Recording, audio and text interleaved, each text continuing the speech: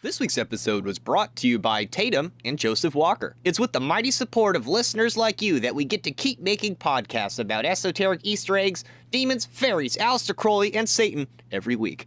Thank you, Tatum and Joseph Walker. If you'd also like to support the show and get access to every one of our extended episodes, our Discord server where we stream, and 2 bonus stickers sent directly to you at no additional cost, please sign up now for just $5 at www.patreon.com/thewholerabbit. Also, if you're interested in getting a tarot reading from yours truly for the new year, sign up at the Rabbit tier, and $20 gets you all that and a 4x4 military barrel bunnies patch. Have you ever wondered why the black cube is everywhere, or why conspiracy theorists seem convinced it has something to do with the planet Saturn, the Kaaba, and of course the devil? On this week's show, we hammer out the confusing details and reveal the origin of the black cube symbol, its various religious and cultural meanings, and unveil its true origin that might just frighten you. In the extended show, we discuss what it all has to do with Christmas, Santa Claus, and even Capricorn. Thank you, and enjoy the show.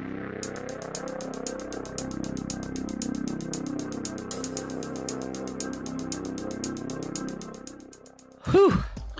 Yeah. How do you like the tequila? It's good. It's spicy. You and your no chaser have an ass. Yeah. Well, I got some cranberry juice, but I'm not gonna drink it. I've got some lemonade. It's the only thing I drink anymore. Lemonade and oolong tea. I like whiskey, like some bourbon with some peach tea, some like Arizona peach tea. That sounds pretty good. Can't even taste the whiskey, but it does give you heartburn if you just like go overkill, like really quick. I never had heartburn from doing normal people shit until recently, and goddamn does it suck. I can't imagine being 30. Like I used to get heartburn when I was fat. When I ate a bunch of junk food before going to bed, I would get heartburn. the toast has been made. Hello everybody, and welcome to The Whole Rabbit, where we do more than just break down exactly how the global financial, intellectual, and religious elites' mythology revolves around a black cube of Saturn, only to tell you it's Satan, and the only way to escape it is to eat Chick-fil-A. Nay, we unfold Saturn's cube to reveal its ancient origins, reveal the true identity of Baphomet, and where exactly Jesus, Santa Claus, and Mark Zuckerberg fit upon the Black Cross of Saturn. I'm your host, the Hacking Rabbit. I'm joined this week by Marisama, Hey, guys. Darth Dingus, Malakor 5, Away. and Hecka Astra. Hello. And you didn't even give me a prompt to tell a joke about. You just said Darth Dingus this time, and I was like, Yeah, I'm make like, fun of bitch, where's my title? I've got nothing to make fun of. You've ruined me. Sent you back into the cube with no name. We've been You have stripped of been ranks. condemned to the rage Hedron. Yes, in honor of Saturn, we have been stripped of our ranks. Temporarily. Nice save, dude. Thanks, Hecka. You're welcome. So, is Metaverse kind of creepy, or is it doomed to fail? It's kind of very creepy. Doomed to succeed. It looks worse than a Second Life, which I agree with Dingus on. He was Well, bringing that up the other day, that it looks like some cheaply animated YouTube videos for children, but it's supposed to be where we live and work for the next, 50 years. The vast majority of people who even have VR headsets right now are not casual gamers. They're pretty invested in the medium, you know? Yeah, if I was like a big investor, if I had fucking trillions of dollars or billions of dollars, I guess, I would just invest everything I did into tech for VR, because I know that's what everybody's going to get into eventually. I think Saturn has a different champion than Mark Zuckerberg. In terms of what we're talking about, if there is one, it's John Carmack, whose brains more or less developed the Oculus and allowed Facebook to even have this technology in the first place. And like we mentioned in the Satanic Panic episode, John Carmack is one of the prime creators of not just first-person shooters on PC, but the first ones like Doom, Wolfenstein, which have unapologetically satanic themes, and this idea of indulging in something that's false to the fullest. When I was a kid, I was actually extremely creeped out by Doom because of all the stories of demon possession that I heard of. I thought that I would be victimized through the imagery of the game the first time I played it, but now I fucking love Doom. Well, It's Doom is metal. at least honest about it. We know that Doom is like blood, bright lights, demons, fireballs coming at you, machine guns shooting back. That's what you're paying to get. But now that technology is in the hands of Mark Zuckerberg, we watched TruthStream Media's video analysis of Facebook's Metaverse commercial using Henry Rousseau's 1908 painting, Fight Between a Tiger and a Buffalo, where, interestingly, Rousseau painted it from travel catalogs as he had never actually left France. In fact, he painted this painting in prison entirely from his imagination. That's really cool, but the presence of this painting in the advertisement somehow makes it less. Well, he was in prison for fraud.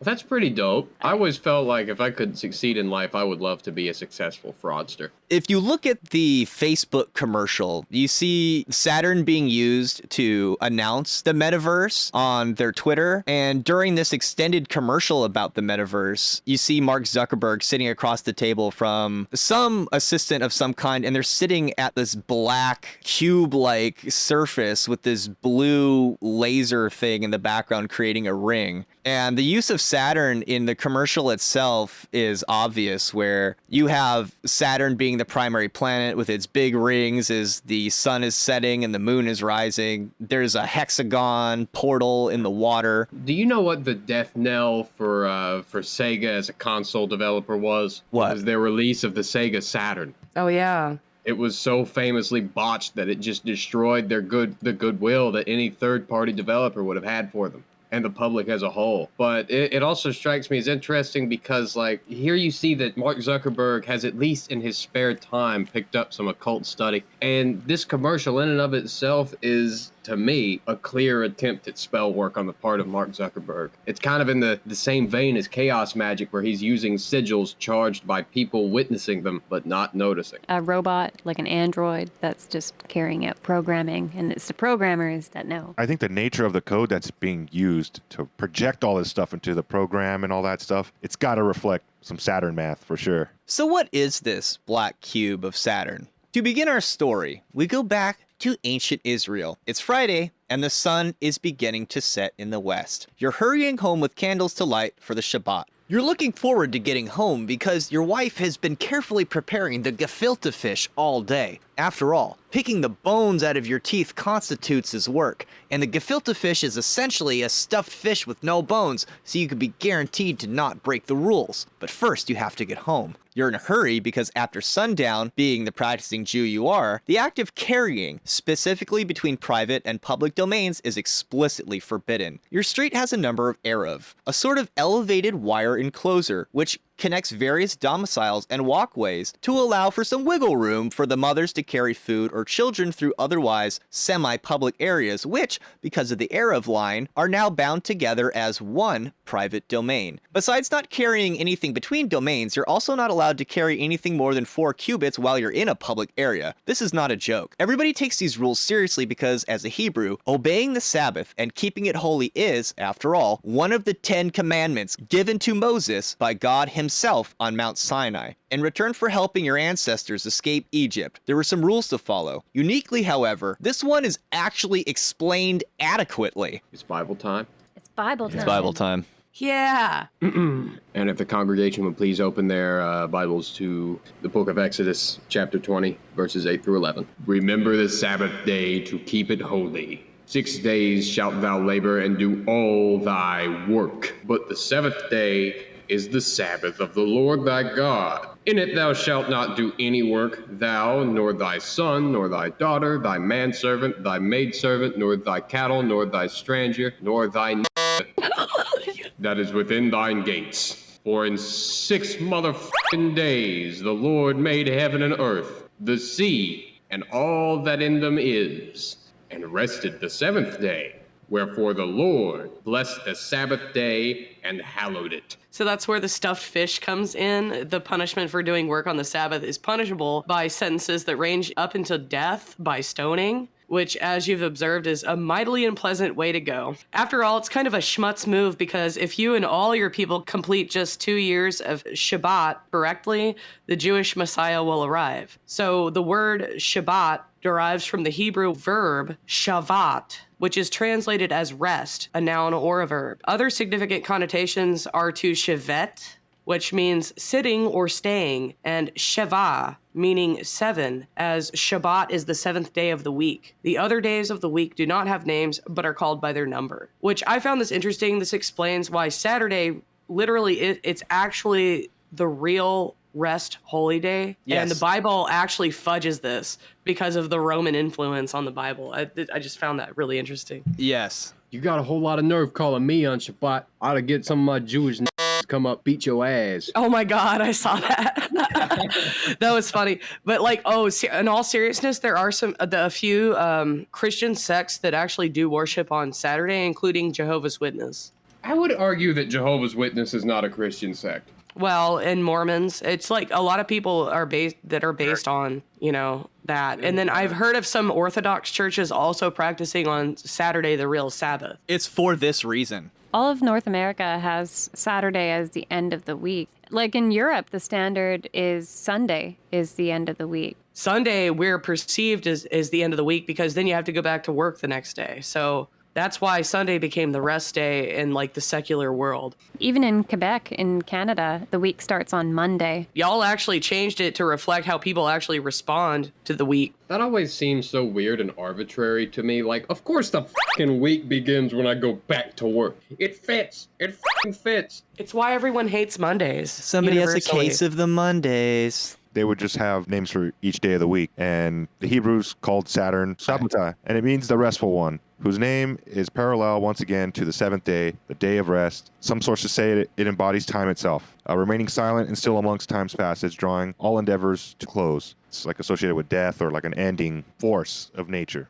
From this information, we might say that Saturn, although not necessarily God itself, symbolized God resting, an idea parallel with God having completed his work of fashioning the physical world, a place satisfactory upon or within which to rest. This idea is so central to the Jewish faith that it became the symbol of Israel and the Hebrew faith as a whole, the Star of David, which was originally known as the Seal of Solomon. What, that's from the myth of Solomon? So, and that's a story that's incorporated within all of the Judeo-Christian religions, including the Muslim and Christian faith. It's central to occult practices that revolve around speaking to angels and commanding demons. It's almost like a protection circle, like a very rudimentary version of that. From one of Damien Eccles' books, he says it in like 2 sentences. In traditional ceremonial magic, altars are quite plain, just a black square of some type. That color and shape are representative of the material world, so employing them into your magic helps your manifestation efforts on the physical plane. In fact, to this day, I still use a black square. So,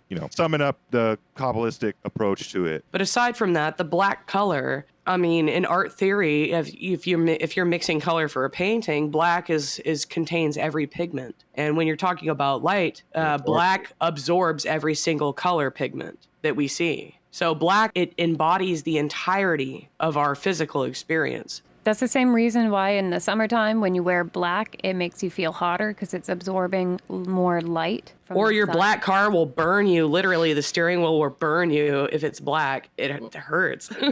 To me, this is one of the very most profound aspects of the Kabbalah is the representation of the world as black. Because the world, in some manner, contains all the things that Kether would, just playing out over time and separated by perspective. But also it shows just such insight to be able to perceive that black isn't the absence of color, it's the absence of reflected light. Like that's a fairly recent realization as far as science and color theory goes here in the West. That was like 400 years ago. Where we could actually measure the radiation that's absorbed by the black material, yeah. And it heats up, it converts it into other thermal energy, which is very fascinating in that it takes in the light. It's receptive to the light, and that's why black is important. On some intuitive level, I suppose you could say, well, a black object doesn't put out any light, therefore it must simply be absorbing it. Not everybody would stop and think of that. David, a rather fancy harp player and slayer of giants, became good friends with the son of United Israel's first king, Saul. So popular was David that Saul was worried he might usurp his throne. Turns out, when Saul and his son were killed in battle, that's exactly what happened. David went on to become the king of Israel, and before his death began construction on a holy project of most critical importance, the building of the temple to the one true God, a place intended to be the permanent home of Yahweh, along with the Ark of the Covenant. For the completion of this task, David's son, Solomon, was gifted by God himself a ring bearing the seal of Solomon, or a hexagram flanked with 6 dots. The purpose of this ring, it held the power to grant its user the ability to command demons, jinn, spirits, and even to speak with animals. Briefly, the demon Asmodeus became possessed of the ring and ruled nefariously for 40 days before throwing it into the sea, where it was eaten by a fish. What a fucking moron. Oh, man. What a fucking No, fuck you, Asmodeus, you piece of shit, ungrateful shit stain. You know, He must have got tricked into throwing it for some reason. That's usually how you deal with demons. You gotta trick them. Osiris's phallus was also eaten by a fish. Oh, fuck. That's right. And of course, Cronus's phallus became Aphrodite in the sea. Yeah, so after it was eaten by a fish, it was later caught and served back up to Solomon to take his place as the Lord of the Ring. Oh, shit. The Lord of the Ring. The likely inspiration for Tolkien when he wrote, One ring to rule them all, one ring to find them, one ring to bring them all, and in the darkness bind them. Hot. After all, this ring was not given to Solomon to control his 700 wives and 300 concubines, but to bring about a house suitable for which the God of his people might take up permanent residence. This was to be the Temple of Jerusalem, or sometimes known as the Temple of Solomon. If we look at the floor plan for Solomon's temple, based on scriptural descriptions, we see the cube-shaped rooms. There are 2 of them. One large one in the center, known as the Greater House, with a smaller one in back containing the Ark of the Covenant. This was known as the Holiest of Holies. The Greater House had 7 openings on each wall along the top, signifying once again the idea of Shabbat or rest, which once again the 7th planet Saturn was named after. Here, more clearly than ever, we have cubes being used to represent a place for God to take up rest in the material world, an allegory used by magicians to symbolize perfecting oneself so the presence of God might take up the presence within. God taking up residence within a perfect cube makes a little bit of sense when we consider the Tetragrammaton, which is the unspeakable 4-lettered name of God, typically written YHVH, also pronounced as Yod-He Vav-He, and also Jehovah or Yahweh are also interpretations of that. So each Hebrew letter of that 4-letter word, the Tetragrammaton, has a numerical value. So the first letter, Yod, is 10, and then you have He, which is 5, and Vav, which is 6, and then He again, which is 5. And then we add those up, and you get 26, which is how many letters in our alphabet. But not only that, but it's the number of edges, faces, and vertices added up from a cube. The very symbol the Hebrew language itself can be used to construct. So if you're going to have a cube-shaped God, you better have a cube-shaped house, right? If that's not enough, Hecka's going to explain how the Star of David is also to be interpreted as a cube.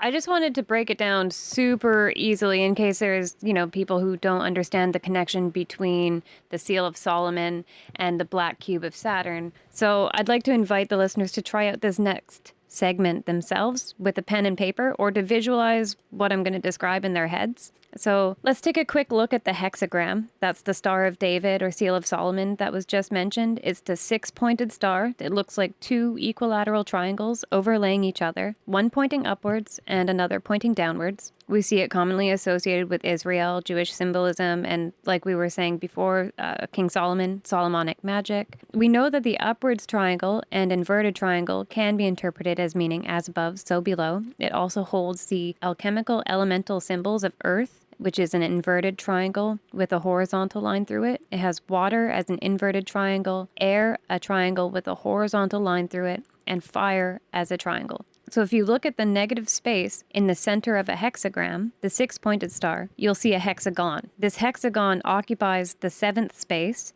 surrounded by 6 triangles, which we might associate with the 6 days of the week, 6 days of work prior to resting within.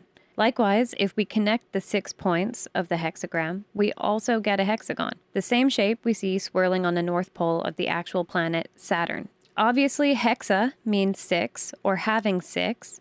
So once we draw lines connecting the points, we go from a 6-pointed star to a 6 six-sided shape. If you connect every second point on the hexagon to its center using straight lines, these 3 lines connect to make a cube. Doing this turns it from a 2-dimensional shape into a 3-dimensional shape. So simply connecting these 3 lines to the center now shows us 3 faces of a 6-sided 3-dimensional shape, which is a cube. Now, if you were to take an actual cube and unfold the sides so they are all connected and laying flat, which would take it from its 3-dimensional form back down to a 2-dimensional pattern, what you get is a 2-dimensional cross, like the Christian cross that Jesus was crucified on. So I'm a professional pattern drafter as well as a seamstress leatherworker, and that's what I went to post-secondary school for. So to learn how to use math to draft patterns that translate into 3-dimensional garments and blah blah. This is exactly how it would look if I were to draft a paper pattern for making a leather cube, much like the ones worn by those of Jewish orthodoxy. Oh yeah, these things. I found out there's a specific Orthodox Jewish prayer accessory known as a Tefillin. There's 2 that you would wear. They're a set of small black leather boxes containing scrolls of parchment inscribed with verses from the Torah. So they're worn by observant adult Jews during morning prayers.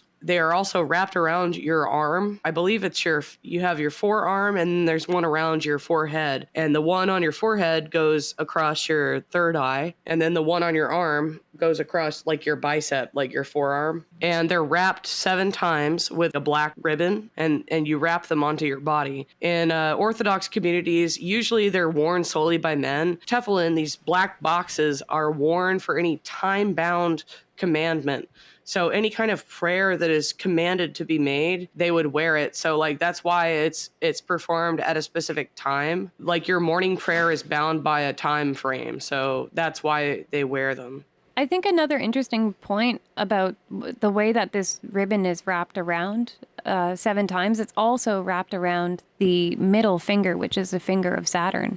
Likewise, the Hebrew alphabet can be said to make a cube. We talked about this on some other shows, but in short, the 22-letter Hebrew alphabet is divided up into 3 families. You have the 3 mother letters, you have the 7 double letters, and you have the 12 single letters. They make a cube in the following way. You have an XYZ axis created by the 3 mother letters. Then, from those axes, you have a front, back, a left, right, a top, a bottom, and a center. Those are the 7 double letters, as they represent an axis of motion, one way or the other. Then, you have the 12 simple letters. These can be used to construct the 12 oblique edges of said cube. Interestingly, this is the minimal amount of things you would need in order to navigate in space in 3 dimensions if you had a spacecraft. And these are the exact amount of points you would need on a nav ball if you're doing some sort of navigation through space, or playing something like Kerbal Space Program, which I always thought was interesting. It seems to suggest a sophisticated idea of the 3-dimensional world we live in and the inherent limitations contained within. So it's everything inside of a little box, right? The whole alphabet. You can write every sentence inside of that little thing. Also, it's no mistake that if you're talking about physics and the perfect use of space without any kind of waste, look at a beehive. All of the little cubicles, they're hexagram shaped. Our world is built in such a way that the hexagram is actually the most perfect shape. Bees are also a slave to their queen. That's an true. Absolute slave that live and die for it and are created by it. You see a lot of hexagons in nature, like you've got, like you guys said, the beehive, and you've got there's basalt rocks that form that way. A lot of crystals, even snowflakes. This is de facto. Anytime you have some kind of small objects or objects packed together, right? Like this happens with bubbles. This happens with sand. Almost anything you can imagine, sand particles and bubbles tend to come in hexagons, 6-sided shapes surrounded by 6 more objects. That's just the way that solid objects stack together. It's the most comfortable and stable form to form into. Carbon molecules, which is what we're all made out of, and what the dirt is made out of, is literally 6-fold. Like I noticed that in my science class. They went over basic biology and discussed that carbon had 6 protons, 6 neutrons, and 6 electrons. I brought that up in church and it blew everybody's fucking minds. Proof that God was real. We're made out of Satan. It's related quite a bit to strength and pressure and growth. So like even if you look at the shells of turtles, you'll see that the way that the shell grows, it has hexagonal patterns on it. Strength and the fractality of it. Yeah. just saying, a hexagon is an extremely strong shape. If you have an antenna and you want to increase its surface area, bending it into a Star of David will increase its surface area and likewise its efficiency. We also talked about like the strength of the triangle before, right? And you have the hexagram as two triangles. It's just two triangles. Yeah. In the Hermetic tradition, you have the rose blossoming from the cubical cross that's been unfolded, while in nature, things that are inorganic seem to form into hexagon shapes. We find that flowers often unfold in a pentagon sort of shape, and it's represented that way on the rose cross. Something I find fascinating about the concept of a four-dimensional shape is that the one that I always go back to is a hypercube, which is essential to our topic of discussion today. A hypercube is said to be a cube in which all of its sides and vertices are touching each other. Infinite space. Which 4D in and of itself represents the idea of contradictory aspects of fire, earth, water, and air being present together in the same place at the same time. And one leading to another.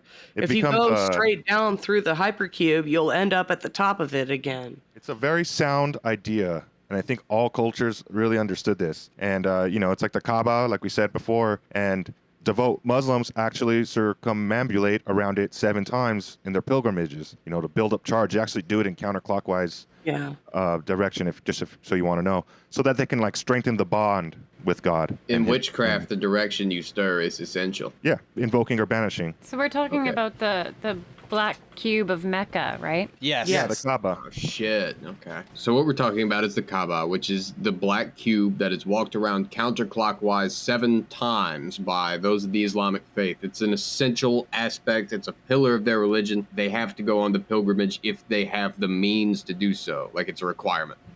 According to Islam, this is the location where Abraham first worshipped God. And there we have the subservience of Saturn, establishing there a cubical house of worship with his son Ishmael. So central is the Kaaba to Muslim faith that prayers are to be offered in the direction of the city of Mecca that holds the black cube. Mosques contain what is known as a Qibla wall, which directs congregants to the direction of Mecca to which they are to pray. Not unlike the Temple of Solomon, it is understood that this cube-shaped building is also the house of Allah, the word for God in Arabic, the same one used by Jews and Christians. So if you know anything about Arabic, like tile work, that's very, very beautiful. Oh, yeah. The arabesque. And I think some of these walls that we're talking about might have been one of David Lynch's inspiration for the floor on the Black Lodge. In that trippy room, they straight up have it. It's a zigzag pattern, and that pattern specifically is to connect with God. I think that's why they have the trippy tiles all over the place. The lodge always reminded me of a barber shop. And it has to do with Saturn. There's a Saturn lamp on the table right next to Dale Cooper. It's very significant. It's entirely possible. It's entirely possible. It's entirely possible. If you put the Muslim god name Allah and Kaaba together, you can get Kabbalah, which is the Hebrew system of mysticism focused on the tree of life, which is sometimes represented as 2 cubes stacked atop each other. Likewise, the creation of a proper altar within this tradition is measured as 2 cubes sitting atop one another with the sacred tech, not unlike the Ark and the temple, placed within for safekeeping. Now, Hermetic Kabbalah, borrowing heavily from Hebrew Kabbalah, Saturn is associated with the 3rd Sephirah, Bina. Bina is a receptive sphere, which contemplates the wisdom or light of Chokmah. Likewise, work on the Sabbath day is also said to pertain to mental dimensions, urging the observer to focus on reflective modes of thought in order to receive God's wisdom. This, of course, goes back to our conversation earlier about black receiving the light. On the Sabbath day, you are to make yourself, in a sense, black and at rest, ready to receive God's wisdom. So rather than going out and creating a new business or planning the next podcast, you would want to be discussing something you read in the Bible in a receptive form of thought rather than an active one. Balancing of the pillars of severity and mercy. They also have the black cube in masonry. Yeah, in some Masonic groupings, which such societies term jurisdictions, ashlars are used as symbolic metaphor for how one's personal development relates to the tenets of their lodge. The rough ashlar, or cube, is a stone as taken directly from the quarry, and allegorically represents the Freemason prior to his initiation. And a smooth ashlar, or perfect ashlar, or cube, is a stone that has been smoothed and dressed by the experienced stonemason, and allegorically represents the Freemason who, through education and diligence, has learned the lessons of Freemasonry and who lives an upstanding life. The rooster head of Abraxas represents the idea of the one who sees the light first and is described this way in Plato's Timaeus. In Plato's Timaeus, the demiurgos, or public artificer, is usually translated into English as creator because it is a term familiar to us, and that is what the demiurgos does. The demiurge is described as the one who is capable of observing the eternal, from which he fashions the patterns used to create the material world. So in short, he is the one who sees the light and fashions the world from it. Hecka mentioned the unwrapped cube is a cross. And if you look at an unwrapped hypercube, It's pretty much a cross. it's a cross, but it looks like a tree. It looks like a primitive 3D tree.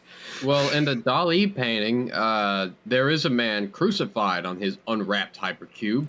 This three-dimensional cross. It is a cross with a projection on the front and back. So if you were to be crucified on it, your chest would be pushed outwards while your arms were back behind you. There's When Pete, sometimes my arms bend back. So now that we've gone through all of this stuff, how does it relate to Christmas? Is it time to ruin Christmas for everyone? Hell yeah. Christmas, the death god! Did you know, and I learned this from JonTron, The Exorcist is a Christmas film. Oh, that's very festive. Well, of course it is. The Catholic Church made it so y'all would be afraid of demons and run screaming and crying back to their white robes of safety. In ancient Rome, there was one time of year that everybody looked forward to. A citywide party that would make the best festival you've ever been to seem like a funeral in comparison. Formal festivities would kick off with a parade of bulls, following the Senate, who would be marched through the forum and ritually killed at the Temple of Saturn, followed by a giant feast put on for the plebs by the wealthiest families, serving dishes and delicacies stored up and prepared specifically for this feast. Food only enjoyed by the elite was in the abundance for all to have. In conclusion of the feast, the celebrants would shout, "Io, Saturnalia," basically the ancient equivalent of YOLO, which concluded the official state holiday. As time went on, however, the unofficial celebrations after the feast would expand incrementally until it reached 7 days of continuous hedonism of the most extravagant of varieties. The most common Saturnalia traditions included gift-giving, feasting, singing, drinking, and merrymaking like the Christmas today. This is interesting because this makes Saturnalia a mass act of mutual sacrifice, Hell yeah. particularly amongst lords to the peasants. The peasants Yes. make up the world of the Lord. The Lord is the one who controls the peasant, but the elements can always and ultimately do turn against you in death. Bruh, I literally think furry conventions are a worship of Satan. At this point, it's like a mini Saturnalia. Using this reasoning, you might argue that, but that just makes Satan cool. Satan's I mean- pretty cool. Yeah, 'cause then at this point- It's pretty cool, I guess. This podcast is the same then. Well, feasting, gift giving, singing, drinking, and merrymaking. I mean, that's exactly what that is. Go on. Most importantly, though, was the temporary suspension of traditional Roman civic values, which allowed for public gambling, normally illegal, and slaves to act as free men, even being served by their masters, whom Nice. they were temporarily allowed to criticize and speak as equals. Something more relatable to our modern life is that peasants in England were forbidden from bowling from about like 1500 until sometime in the 1800s, except for Christmas. That's interesting. They were banned from bowling because it was a focus and concentration point for gambling. You had to pay to bowl, and then you would win a prize if you bowled correctly. You had to be a lord to gamble. Exactly. Peasants can't gamble. I've heard Loki associated with Saturn, and this wraps up Saturn as a trickster entity as well, because chaos is an inherent rule of this universe. Nothing can ever go completely according to plan. Well, sometimes it does if you're lucky. Anyhow, to make things even sillier, it was tradition to choose a Saturnalia king to preside over that evening's festivities, who, provided the rules were authentically ridiculous, had to be followed faithfully by the celebrants. It was well understood that the Saturnalia king was never to be the person who was normally in charge, as Mark Antony once infamously offered the Saturnalia crown to Julius Caesar as a jest best, only to be booed ferociously. It almost went without saying that Saturnalia was undisputedly the best time of year and could be said to represent the positive aspects of Saturn we rarely hear about today. After all, Rome held Saturn equal with Jupiter in terms of state religious importance, as Saturn was said to have ruled over Latium during its peaceful golden age, having been welcomed by the Roman god Janus, having established the Mons Saturnius, which would later become Capitoline Hill. Things were so good during the reign of Saturn that the institutions of slavery nor private property needed to exist, and all people enjoyed the bounty of harvest for so little work it could have easily been play. Mythologically,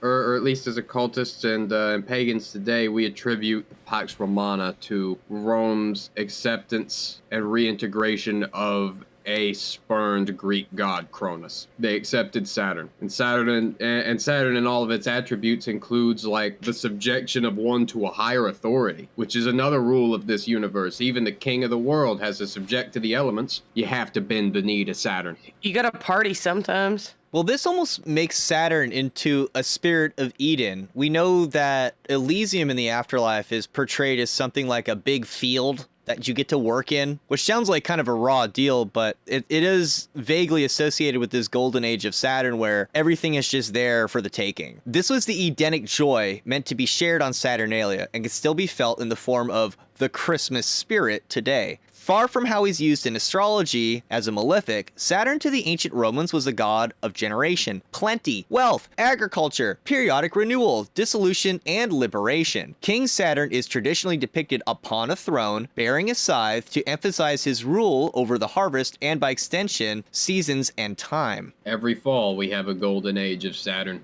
Well, if you haven't been plagued by locusts or drought.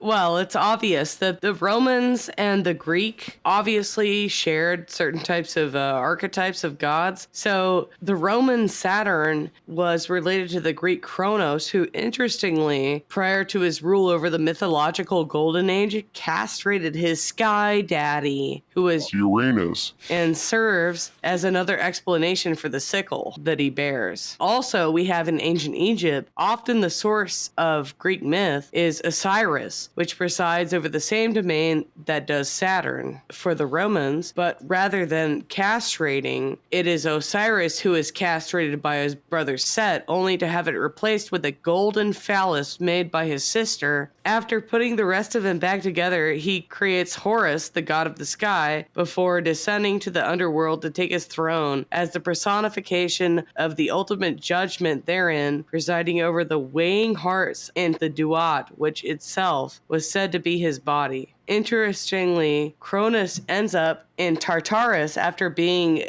disposed of by the sky god's son, Jupiter. Zeus is the Greek interpretation of Jupiter. Like, they are supposed to be the leader god, but they took their throne from the underworld god, which is Osiris, Kronos, and Saturn. And interestingly, Horus and Jupiter are both gods of the sky. It's just that who gets castrated is like switched and stuff. My ultimate interpretation of this is that you could consider Saturn to be a very earthy sign. It's bound in the material aspects of this realm, right? And then Jupiter in and of itself represents the sky. Zeus, Jupiter, they were the sky god. They threw thunder. Sky represents the outer horizons, the boundary. It represents what is possible if you attempt to attain. Every 600 years, there's an astrological event that we call the Grand Conjunction of Jupiter and Saturn, where Jupiter overthrows Saturn. It eclipses it. It happens every 25 years. Happens every 600 years or so, where they're almost in direct degree, like less than 1 degree. Yes, every 600 years